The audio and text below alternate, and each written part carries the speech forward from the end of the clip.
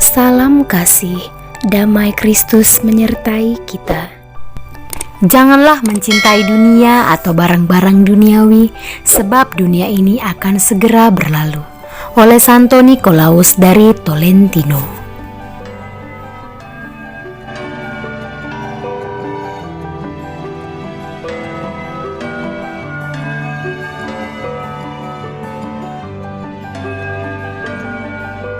Marilah kita berdoa. Ya Allah, dalam diri Yesus Kristus Putramu, Engkau telah menaruh sabda cinta kasih-Mu. Kami mohon, buatlah sabdamu itu berkembang subur dalam diri kami, agar kami semakin menyerupai Putramu dalam cinta kasih yang tulus kepada sesama kami.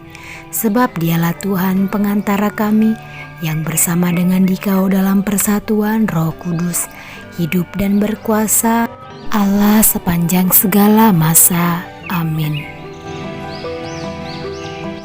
Bapak, Ibu, serta saudara-saudariku yang terkasih, hari ini kita akan mendengarkan riwayat orang kudus, yaitu nama tersuci Maria Ibu Yesus.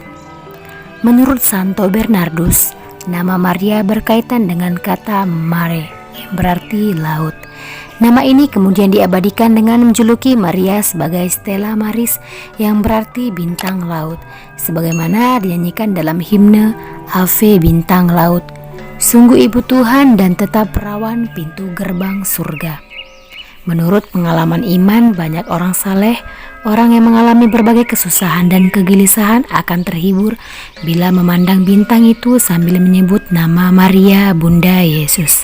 Oleh karena itu, nama manis ini dihormati umum di seantero dunia seperti yang sudah diramalkan Maria sendiri dalam Magnificat. Sesungguhnya, mulai dari sekarang, sekalian bangsa akan menyebut aku berbahagia. Dalam Lukas 1 ayat 48. Demikianlah riwayat orang kudus, yaitu tersuci Maria Ibu Yesus. Bacaan pertama. Kita ini sekalipun banyak merupakan satu tubuh, karena kita semua mendapat bagian dalam roti yang satu itu. Pembacaan dari surat pertama Rasul Paulus kepada jemaat di Korintus. Saudara-saudara terkasih, jauhilah penyembahan berhala. Aku berbicara kepada kalian sebagai orang-orang yang bijaksana. Pertimbangkanlah sendiri apa yang kukatakan. Bukankah piala syukur yang kita syukuri merupakan persekutuan dengan darah Kristus? Bukankah roti yang kita bagi-bagi merupakan persekutuan dengan tubuh Kristus? Karena roti itu hanya satu, maka kita ini sekalipun banyak merupakan satu tubuh, karena kita semua mendapat bagian dalam roti yang satu itu. Perhatikanlah bangsa Israel yang alami. Bukankah mereka yang makan apa yang dipersembahkan mendapat bagian dalam pelayanan mezbah? Apakah yang kumaksudkan? Apakah daging persembahan berhala itu mempunyai arti? Ataukah berhala itu sendiri mempunyai arti? Bukan.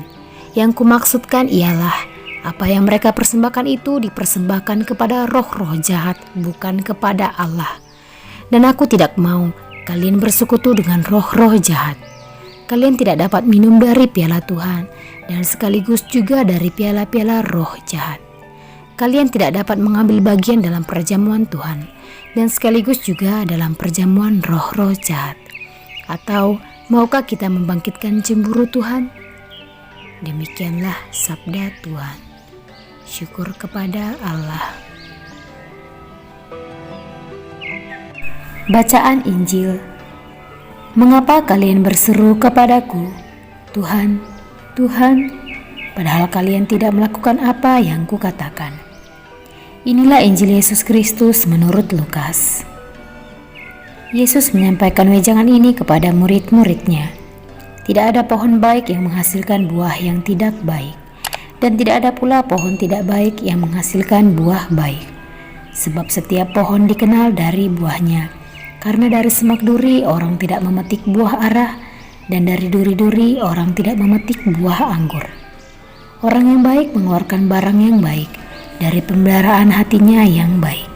Tetapi orang jahat mengeluarkan barang yang jahat dari perbendaharaan hatinya yang jahat. Sebab yang diucapkan mulut meluap dari hati. Mengapa kalian berseru kepadaku, Tuhan, Tuhan, padahal kalian tidak melakukan apa yang kukatakan. Setiap orang yang datang kepadaku dan mendengarkan sabdaku serta melakukannya, aku menyatakan dengan siapa ia dapat disamakan. Dia itu sama dengan orang yang mendirikan rumah. Ia menggali dalam-dalam dan meletakkan dasarnya di atas batu. Ketika datang air bah dan banjir melanda rumah itu tidak dapat digoyahkan karena dibangun dengan kokoh. Sebaliknya, barang siapa mendengar sabdaku dan tidak melakukannya, ia sama dengan orang yang mendirikan rumah di atas tanah tanpa dasar. Ketika dilanda banjir, rumah itu segera roboh dan hebatlah kerusakannya. Demikianlah Injil Tuhan. Terpujilah Kristus.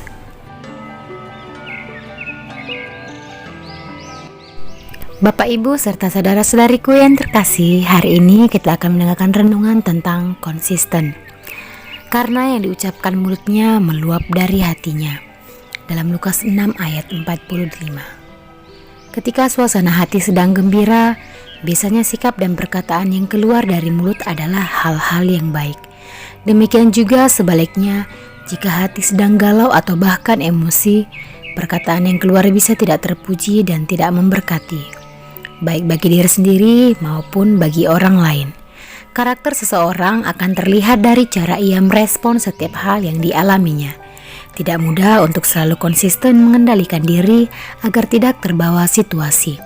Tetapi ingatlah, Tuhan selalu mengajarkan untuk mengasihi tanpa henti dan tanpa batas kepada siapapun, terlebih kepada orang yang kita anggap sudah menyakiti.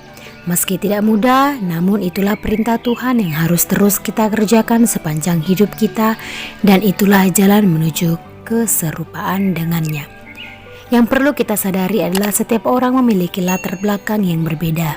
Mungkin saja ada hal-hal yang belum dipulihkan dari masa lalu orang, sehingga hal itu bisa menjadi hambatan bagi dirinya untuk bisa selalu bersikap seperti apa yang Tuhan inginkan. Namun, hendaklah hal itu juga tidak membuat kita berkecil hati, karena Tuhan tahu dan mengerti sepenuhnya tentang diri kita. Datanglah kepadanya dan mintalah rahmat-Nya serta penyembuhan darinya, agar kita dapat menjadi pribadi yang menyenangkan hati-Nya. Mari terus berjalan dalam kasih-Nya. Senantiasalah datang mendekat kepadanya dan terimalah curahan kasih-Nya yang menyegarkan jiwa. Adakah hal yang menghambat saya untuk bersikap konsisten sebagai anak Tuhan? Semoga melalui renungan ini kita semakin terberkat. Amin.